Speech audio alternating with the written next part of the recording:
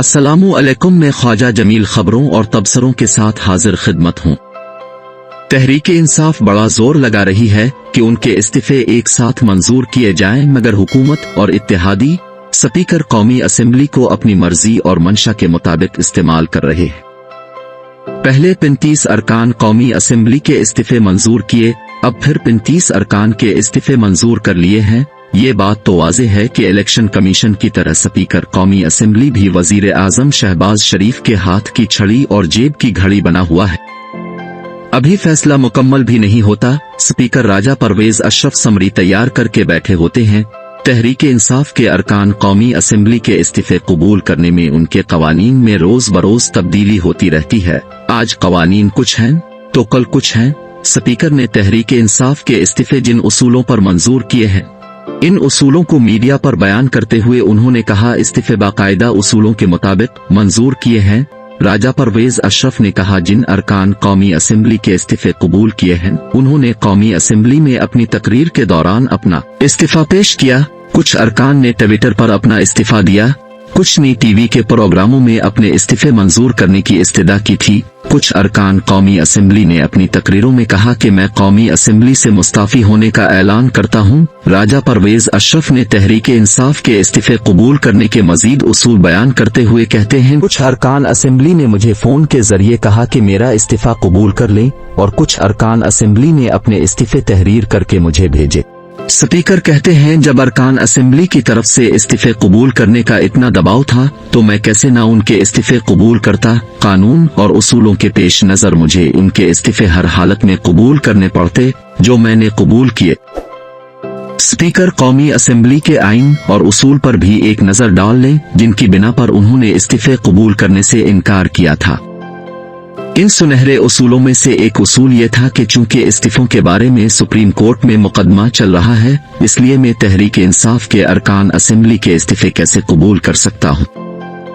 इस्तीफे कबूल न करने का एक उसूल वो बताते थे कि हर रुकन को अपने चैम्बर में तलब करूंगा, तफ्तीश करूंगा, देखूंगा अरकान असेंबली पर कोई जबर, दबाव और धौंस धांधली का उनसर तो नहीं, जिसकी बिना पर वो अपना इस्तीफा दे रहा हो। उन्होंने कहा था, कौमी असेंबली के ऐवान से इज्तिमाई इस्तीफे इस बात की अलामत है कि अरकान पर जबर और दबाव है। तहरीके इंसाफ ने मुझे कंप्यूटर से लिखे हुए इस्तीफे भेजे। इस्तीफों का हाथ से लिखा होना और दस्तखत होना जरूरी है। स्पीकर ने कहा था कि कई अरकान असेंबली तनख्वाहें ले रहे हैं, कुछ ने असेंबली से गैर हाजिर रहने के लिए छठी की दरख्वास्त भेजी हुई है, और कुछ अरकान ने कौमी असेंबली के रजिस्टर हाजिरी में अपनी हाजिरी लगवाई हुई है। लिहाजा इन हालात में किस तरह अरकान कौमी असेंबली के इस्तीफे कबूल कर सकता हूँ। मगर अब सब उसूल एक तरफ और शहबाज शरीफ और आसिफ जरदारी का हुक्म एक तरफ, उसूल और आइन हल्के जबकि हुक्मरानों के हुक्म भारी। इसके अलावा हुक्मरान तबका जानता है कि तहरीके इंसाफ के अरकान कौमी असेंबली की ऐवान में तादाद को इस हद तक कम करना है ताकि अपोजिशन की लीडरशिप और पब्लिक अकाउंट कमेटी की चेयरमैनशिप हुकूमत के अपने कंट्रोल में रहे।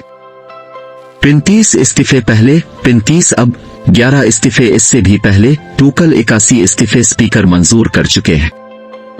हुकूमत का टारगेट है कौमी असेंबली में मुनहरिफ अरकान की तादाद से तहरीके इंसाफ के अरकान असेंबली की तादाद 2 से 3 तक कम हो। कहने का मतलब है, इस वक्त कौमी असेंबली में राजा रियाज 20 अरकान की बुनियाद पर अपोजिशन लीडर का ओहदा लिए हुए है।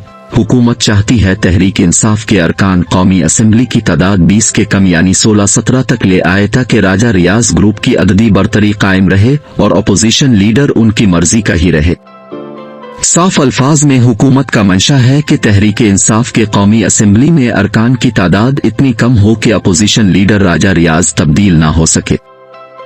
इसीलिए हुकूमत स्पीकर कौमी असेंबली के जरिए बार बार तहरीके इंसाफ के इस्तीफे कबूल कर रही है ताकि उनकी तादाद कम से कम होती चली जाए। दूसरी बात जिसके पेश नजर हुकूमत इस्तीफे मंजूर करने पर मजबूर है, वो एतिमाद के वोट का खतरा है। इमरान खान ने बयान दिया था कि हमने पंजाब में एतिमाद का वोट लेकर इम्तिहान पास कर लिया है, लिहाजा अब हुकूमत की बारी है।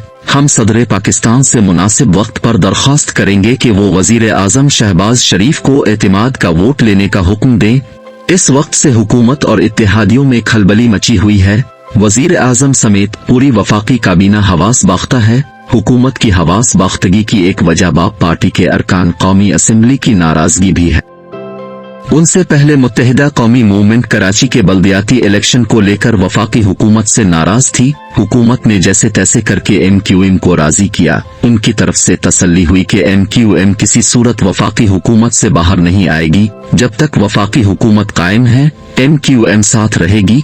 वफाकी हुकूमत को MQM के फैसले से तसल्ली हुई। दूसरी तरफ बलूचिस्तान में बाप पार्टी के अरकान कौमी असेंबली ने वाजे कर दिया कि अगर इस तरह की सूरत हाल ऐवान में पैदा होती है और वजीर आजम को एतमाद का वोट हासिल करना पड़ता है तो बाप के अरकान कौमी असेंबली किसी हाल में भी वजीर आजम को एतमाद के वोट में सपोर्ट नहीं करेंगे।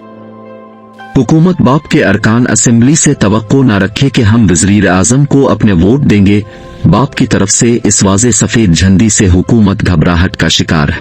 एक तरफ बाप के अरकान असेंबली को मनाने की कोशिशें जारी हैं, दूसरी तरफ तहरीक इंसाफ के अरकान असेंबली के इस्तीफे कबूल किए जा रहे हैं ताकि उनके अरकान की तादाद कम से कम हो सके।